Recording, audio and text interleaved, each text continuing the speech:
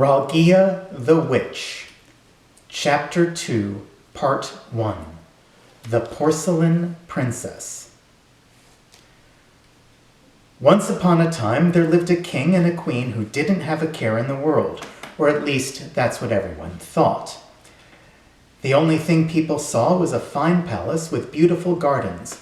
Great and noble people came from all over to dance in their ballroom and dine at their table. Everyone who attended their banquets had a wonderful time. King Lorenzo and Queen Isadora were the envy of the world. But the king and queen were secretly miserable, and the reason was their daughter. No, she hadn't done anything wrong. Portia was pretty, and her skin was as white and delicate as fine porcelain. She moved with elegance and grace, and her eyes were bright and her smile was sweet. She was also very smart, so smart that whenever the wise men of the kingdom had a problem they couldn't resolve, they would go to her, and she would always have an answer. And she was obedient, always doing what her parents asked of her. The problem was she was their only daughter and their only heir, which meant that if she married, her husband would lay claim to their lands and their wealth, and the name of King Lorenzo and Queen Isadora would disappear from the registers and be forgotten forever. The two watched Portia grow, becoming more pretty with every passing day. Surely it was only a matter of time before a prince from another kingdom came courting. To them, the day Portia married would be the day they lost their daughter and their wealth. They couldn't send their daughter away because they had no way of knowing what would happen once Portia was gone from the palace and far from the watchful eyes of her parents. She might end up with more suitors than ever. Nor could they ask for advice because the wise men were unlikely to have an answer, and they would turn to Portia for help. So all the king and queen could do was suffer in silence. Until the day Ralghia the Witch came. Ralghia entered the throne room easily, for whenever a knight or guard approached to challenge her, she merely waved her hand and the man froze in place. Ralghia stood before the king and queen, a cruel smile on her face. Then she bowed low. King Lorenzo, Queen Isadora, she began, Ralghia the Witch requests an audience. She rose and stared into the eyes of the king and queen. How fierce she looked, how dangerous, how savage. Her eyes were solid black, a sign she carried the black fire in her. The tips of her fingers were black too. Her skin was pale, almost transparent, and the veins showed through her skin black as tar, because the blood that flowed through her veins was black. And yet, how lovely! The men who saw her could not take their eyes off her, because she was an enchantress, and this was part of her magic. But she was beautiful even without the spell. She was thin and light on her heels, like a dancer, and anyone who saw her could tell she had once been a fine young woman. The king couldn't answer the witch because he was terrified of her and enchanted by her strange beauty. The queen spoke instead. "Go away, witch!" she shouted. "We don't have any business with you." Ralghia the witch said nothing. Instead, she smiled and held out her hand. The black fire leapt from her fingertips and danced in the air. The knights and guards of the palace, frozen in place, could only gasp in horror. Queen Isadora tried to look brave, but her fingers gripped King Lorenzo's hand more tightly. "No business with me," taunted the witch. "You dare insult the woman who captured the black fire after all these years and made it her own? Who do you think you're dealing with?" She closed her hand into a fist. The black fire disappeared. "But I have not come to do you harm, at least not today," she continued. "I have business with you." Ralghia waved her hands again, and the knights and guards walked out of the throne room. Whether or not they wanted to go, Their feet carried them away. Once they were alone, Ralghia spoke again. "This is about your daughter. I know she grows more beautiful with every passing day, though you pretend it does not matter. I also know your deepest, darkest fear, and I can help you. Not only will you keep your lands, but you will be 10 times as rich and expand your boundaries tenfold." When the king and queen heard these words, their fears left them. Although they were terrified of the witch and the black fire, they were more terrified of losing their property and greedy enough to want to be 10 times as rich. So they listened. "Tell us how," said the king. "Your daughter is almost of age. In time, many princes will come to ask for her hand. This part you already know." "Yes," the king answered, growing impatient.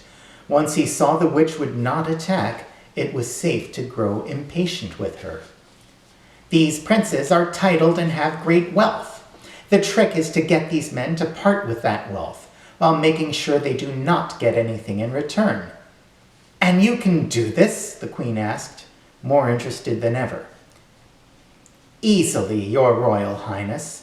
I can make the arrangements and assure you that your wealth will only grow without your having to give your daughter away. All I ask in return is to keep 1/10 of all the money I collect for you." "I see," King Lorenzo said. "One more thing," said Ralghia the witch. "As these princes come for your daughter, it would not do for her to meet with any of them, for she might make the mistake of falling in love, and then she will marry despite our plans. Therefore, you must keep her from view. Because her skin is white and delicate, like fine porcelain, and just like the best porcelain, she is not suited for everyday eyes." The king turned to the queen. "Will she do this?" he asked. The witch answered instead. "From what I understand, the girl is obedient and will do whatever you ask. Call her here." The king and queen summoned their daughter Portia to the throne room. When she came, she would not look at the witch. "My dear Portia," the king said, "we have learned that it is not safe for you to be outdoors. From this day forward, you are to remain inside and focus on your studies and needlework." "Yes, father. But why?"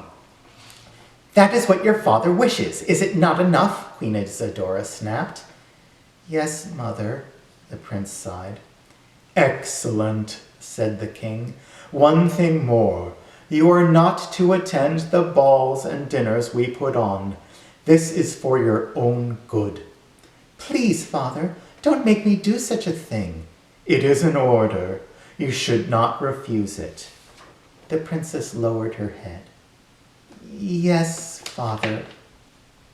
The princess went to live in the north tower of the castle, far from the eyes of men who might court her. Then King Lorenzo and Queen Isadora put out word that they were seeking a suitable match for their daughter, without letting the princess know. Not long after that, the prince with the shiny hair arrived in the city, riding a chestnut horse. When he arrived at the palace gates, the guards told him it was too late to receive visitors, but he was welcome to return the next day. So the prince checked into Ralghia's inn. Once the horse was stabled and he had a room, he changed his clothes and went down to dinner.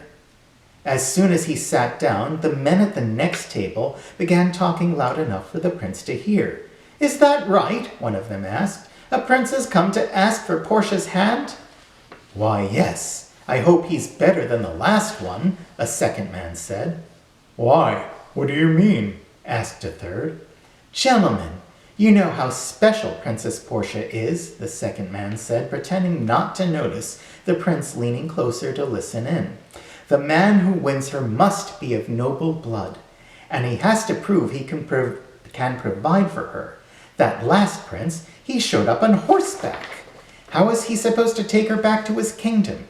2 of them on one saddle? Perish the thought!" When the prince with the shiny hair heard those words, he thought of his own horse. Somehow it didn't seem like enough to impress the princess, although he didn't say so out loud. "If a man wants to woo the princess properly, he should come for her in a fine carriage," one of the men said. "It must be drawn by at least 4 horses, and they must be white, with golden manes. A driver and 2 footmen dressed in proper uniforms. Now that would be a sight. A man would have to show up like that if he wants everyone to know that he's a real prince." The others nodded. The conversation turned to other topics, and the prince stopped listening, but he chewed on his bread and thought about what he'd heard. Surely he'd need a carriage impressive enough to show everyone that he was for real. The following morning, the princess got up early, but he did not go to the castle, for he was not yet ready to ask for the hand of the princess. Instead, he went to Ralghia's stables. He told the stable owner what he wanted. "A carriage, then?" the stable owner asked. "What sort of carriage did you have in mind? Something simple, or do you wish the people to remember you?" The prince with the shiny hair thought back on what the men said. "Your finest carriage, the best you have." "Why, certainly, sir." The stable owner pointed out a beautiful carriage inlaid with mother of pearl and plated with gold. He hitched up 6 white horses to pull the coach. 6 horses?" the prince asked. "Of course. The carriage is quite large, and the gold trim adds to the weight. It needs 6 horses to pull it properly, and besides, it makes quite an impressive spectacle. I'm sure you agree.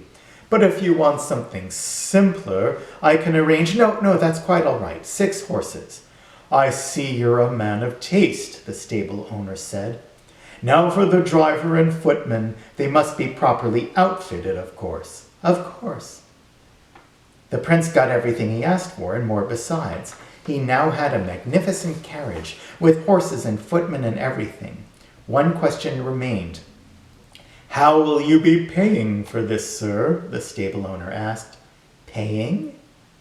Only now did the prince with the shiny hair realize he couldn't cover such an expense. He brought enough for a short stay in this kingdom and no more. "Ah, but I see you're a man of noble upbringing," the stable owner said. "Surely I can collect the sum at a later date." "Yes, of course," the prince said, "once I return to my kingdom." The stable owner handed the bill to the prince. "Sign here," he said. The prince signed the bill.